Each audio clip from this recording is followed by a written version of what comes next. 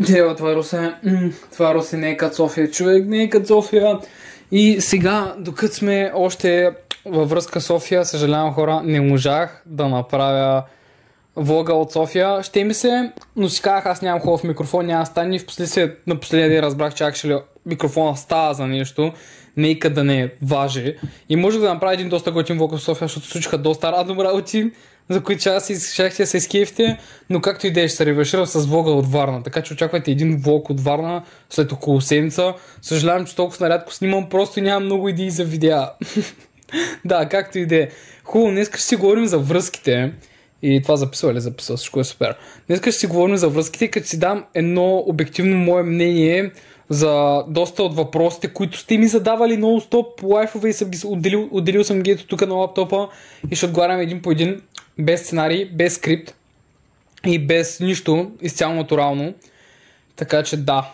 И защо снимам от терасата, а не от стаята ми? Това е защото аз съм беден, нямам пари за прожектори и следователно там нямам дневна светлина, тук имам дневна светлина, защото и за автоматично учих тук. А тук на терасата е 33 градуса в момента и са пържа, но всичко за вас, всичко за YouTube. Да. Хубаво хора, айде започваме. Така, първият въпрос, който съм го отделил е веднага, може би най-често задавания, затова е първи. Вярваш ли във връзките от разстояние? Не вярвам във връзките от разстояние. Вярвам, но с едно голямо но по-скоро. Вярвам, че може би връзката от разстояние би протекла добре, би протекла нормално и може да се случи само ако двамата човека в началото са имали нещо на 3 месеца да се опознаят, поне 3 месеца да се опознаят на живо и самата им връзка да започне не от разстояние, за да може тези двама човека да изградят доверието между тях и самата връзка да я заздравят доста повече, като излизат по-често заедно, прекарат доста повече време заедно. Докато да започнеш връзка от разстояние, да започнеш самата връзка от разстояние, мисля, че е невъзможно. Поне по мое мнение, аз съм имал доста опити и всички са провал. Така че, да, мисля, че тук тезата ми е доста вярна. Така че може да започнеш връзка от разстояние е почти невъзможно за мен, защото тази липса на комуникация, тази липса на да се видите и да се видите примерно петък вечерта и да прекарате времето заедно, го няма, самото привличане го няма и самата връзка доста често куца, страда от недоверие от едната страна към другата, страда от съмнения, страда от липса на внимание и самата връзка не може да протече окей. Следващия въпрос е, може ли истинската любов да започне онлайн? Според мен не може. Аз леко отговорих на този въпрос в другия въпрос малко без да очаквам. Така че да, горе-долу май ми разбрахте защо не може да започне онлайн. Следващия въпрос е малко по-сложен да отговоря за него, но то е по-важно ли е да имате общи интереси или да сте различни? Окей, има един израз, мога ли да го нарека израз, както и да е, противоположностите се привличат. За мен това е много рандом израз. В смисъл, как така противоположностите се привличат? Аз как така не съм бил привличан от нито една моя противоположност? Бързо прекъсване, напомням ви, че може да купите най-бюджетните и най-качествените бижута от сайта на emberstonejewelry.com с промокод MAX10 за Emberstone, за да ме подкрепите и да спра да снимам с късани чорапи, защото вече превъртам. Да. Различен според мен е много по-важно да имате общи интереси. В смисъл, ако нямате общи интереси и не искате да се развивате в дадените насоки заедно, мисля, че би било доста трудно за вас да се разберете с човек, с който сте различен. В смисъл, по мое скромно мнение е близо до невъзможно. Вие си знаете, приятелите, с които за тези хората, с които се обграждате, малко или много имате общи интереси. Защо трябва във връзката да е точно обратното? Няма никаква логика. По-важно е да имате общи интереси. Следващия въпрос. Как се справяте с ревност? Хора, на днешно време не знам защо, но почти всяка връзка се проваля, защото единият човек направо откача от ревност. Защото сега какъв е майндсета на мене? На мен майндсета ми е, че аз съм влязъл във връзка с този човек, с мисълта, че аз трябва да му дам може би цялата тази вяра и доверие, което имам към него, и той трябва да прави каквото иска с тях. Ако иска да ме запази като човек, той няма да злоупотреби с вярата, няма да злоупотреби с доверието ми. Все пак ти си избрал този човек. Не го е избирал никой друг. Ти си го избрал този човек.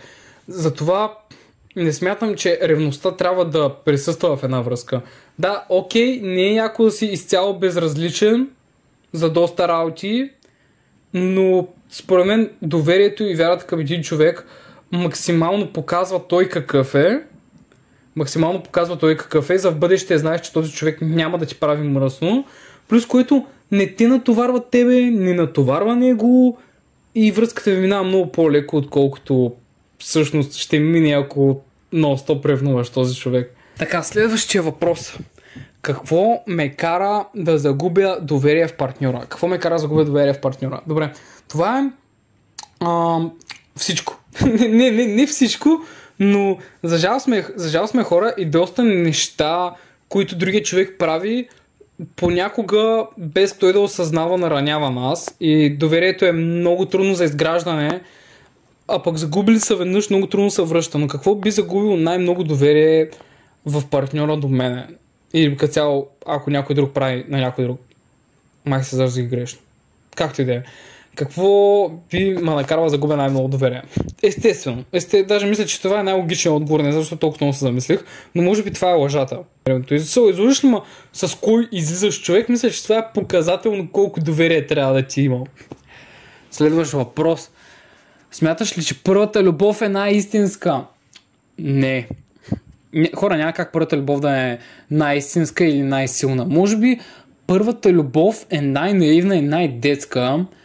Сега зависи кога сте имали тази първа любов, защото е много специфично как се дефинира първа любов, но да кажем, че не.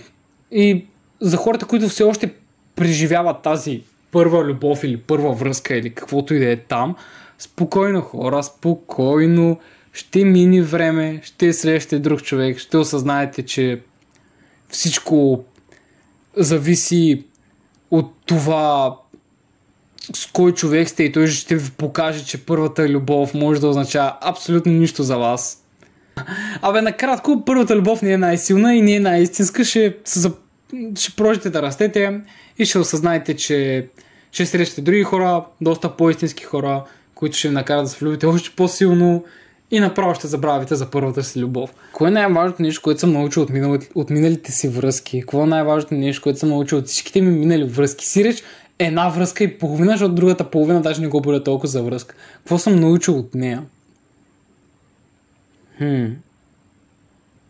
Че аз съм перфектен и никога не правя нищо, още само те ме зарязват по някаква причина. Ако трябва да дам съвет, не дейте тръгва във връзка с човек, докато вие все още преживявате бившия си. Да. Окей. Или никъде не сте готови за връзка. Просто му кажете на този човек, че не сте готови за връзка и не правете лошо. Не си казвайте, аз сега ще тръгна с него, то ще ми мини за в бъдеще. Няма такива. Просто ще го наредите този човек, не правите такива глупости. Как разбираш, че е време да приключиш една връзка? Това нещо не се разбира, by the way. Това нещо не се разбира. Не знам, така се усеща. За всичко си има време, но може би когато вече усещате поредното предателство, поредната безчувственост от другия човек, правите поредните компромиси за другия и това вече не ви прави щастлив вас и се наранявате само, мисля, че тогава е време да приключите една връзка. Послание към хората. Написал съм си послание към хората. Сиреч, guys, тинейдж връзките са нещо много странно.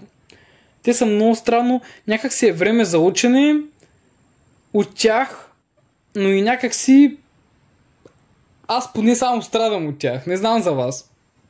Такъв ми е късмета.